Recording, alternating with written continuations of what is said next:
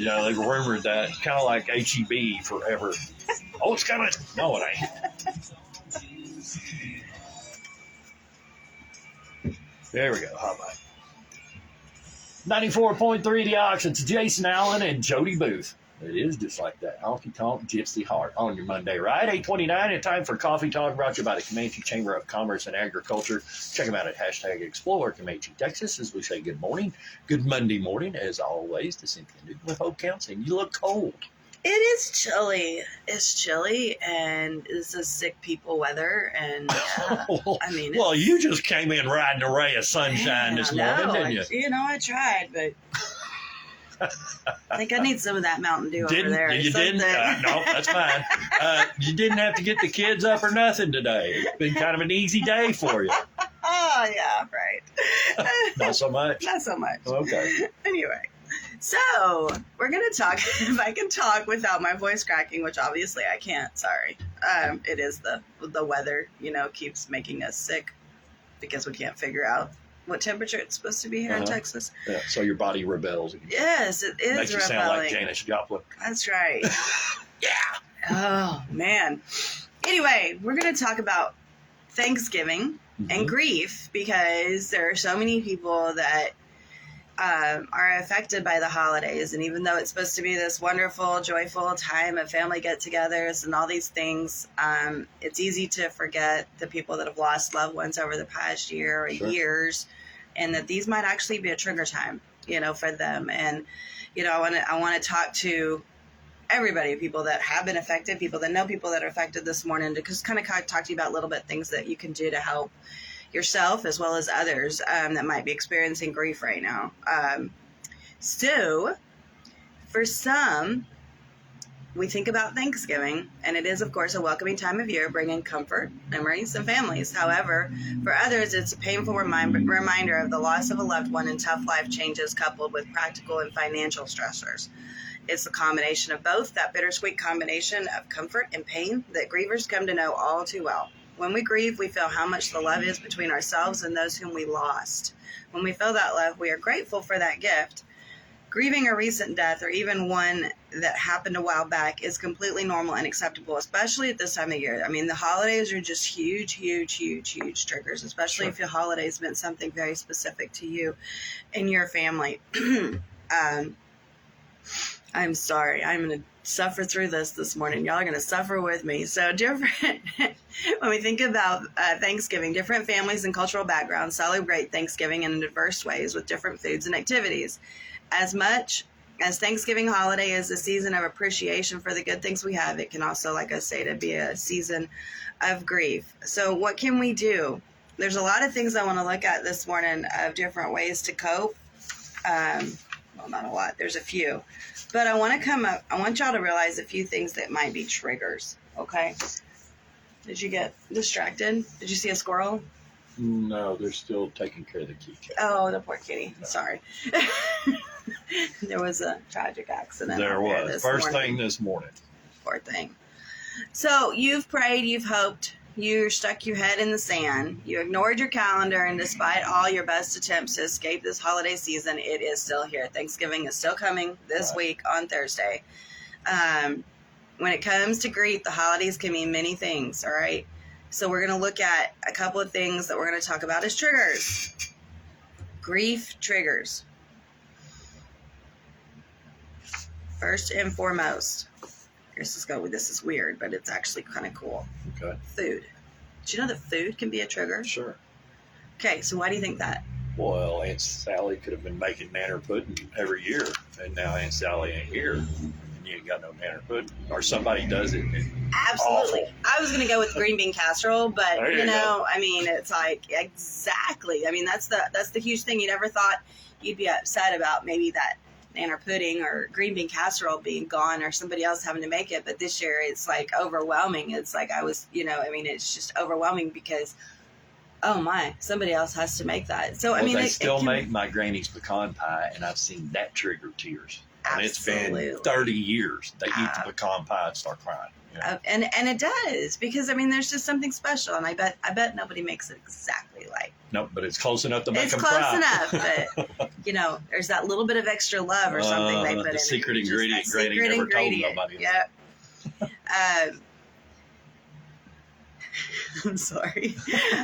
All right. So before your loved one died, would you have ever thought it possible that food can make you sad? Of course not. It's that green bean casserole or banana pudding, and it's delicious. The only time anyone should feel sad about it is when it's gone. Yeah, I'm willing to bet that at least a handful of you will be sad about those things this year at Thanksgiving. After someone dies, all of a sudden you see reminders of their memory and absence everywhere. A random display at Target leaves you in tears. The season changes and it hits you like a ton of bricks. A song comes on the radio and you have to pull your car over because you can't see through your tears. The triggers are everywhere, and your holiday meals will be no exception. If you're having trouble, let's look at these things. Okay, so like I said, your loved one's staple dish or your favorite is missing for the first time in years, okay? You try to recreate your loved one's recipe and it's a total fail. It's that secret ingredient they never told us. Uh-huh. In a horrible confluence of emotion, anxiety, and stress, you impulsively eat everything in sight. Yep. That can absolutely happen. Absolutely. You drew the short straw and reluctantly got stuck making the Thanksgiving meal, even though you really don't even want to do it. Yeah, that happens. Your Aunt Millie graciously offers to step in and make the meal, but sadly, Aunt Millie is a terrible, terrible cook. You decide to skip the meal altogether, but feel a tinge of sadness about what you might be missing. You had the meal catered because you couldn't face cooking, and everything just seems a little bleh. Bleh. Yeah. It doesn't lacks that love. That pizzazz. Yeah. The food looks amazing, but you have no appetite. I'm not even hungry. Yeah, that absolutely happens. Negative coping in full swing. You spend the day numbing the pain with your favorite drink. Oh, Mountain Dew. Absolutely. Or the alcoholic beverage that you find yourself drinking a lot more, maybe. There's than no you answers at intended. the bottom of that bottle. No. Everything looks amazing. The food is delicious. You made your loved one's famous stuffing and it came out perfectly, except without them there, you're actually aware that things will never be the same. Huge triggers, huge things, just even when talking about food. Mm-hmm. And that's just a little glimpse at some of those things. I mean, we look up, you got to look for some other ways to cope. Finding gratitude. Okay, finding gratitude when you're feeling anything but grateful. Sometimes this holiday season is going to be hard. I know that seeking gratitude, especially at Thanksgiving, is overused. But the bottom line is it actually works.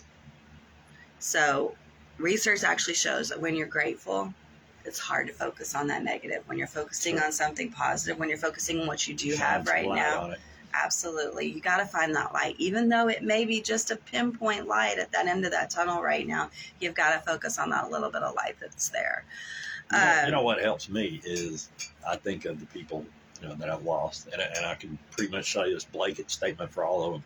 I would think what they would want, right? Absolutely. And they would absolutely go, suck it up, buttercup. Don't sit right. there and be gloomy over me. That's right. That's right. So allow yourself, and sometimes you have to give yourself permission. You may not be ready, especially if the death has been very recent. You may not be ready to have a great, huge family together right now. So it's okay. Give yourself permission to take a break. Or maybe do something a little bit different. Maybe go out to a restaurant. Maybe go, hey, I've heard some great restaurants are doing some really great things on Thanksgiving. I'm not going to mention them because then I would be advertising and I'm not going to. But, I mean, there's opportunities. There are opportunities out there for some great holiday meals if you're just not up to cooking. They're also having the big community holiday meal this year out there at the pavilion at the park. Yes, I think I remember. Thanksgiving Day, 2:00. That's a cool deal for somebody who doesn't have family and doesn't want to cook. Absolutely, great opportunity. So, and they're going to have the football game on too. So that's the most important part. Well, I wouldn't go that far, but it helps. It helps. Yeah, you got to have that. Finding ways to cope and find balance. We're going to talk about a couple of coping strategies in just a minute. Create something that reminds you of your loved one. Okay. Think about something that you have and maybe create something specific that you can remind you of your loved one, especially if you have kids. This is really huge for your kids to help find something to help remember that loved one. For my kids, I mean, it was just different things that we've done at different times. Maybe, they wanted to set a special chair that they left, for the person that wasn't there anymore, or, creating a memory book, doing something like that, or even I'm not a crafty person, so this would be outside of my area of expertise, but I know that there's lots of collages and things like that you can make. Or even, I think there's something called a lantern, a memory lantern that I've heard of, that I've seen people do that, that they might make as a centerpiece. Really cool.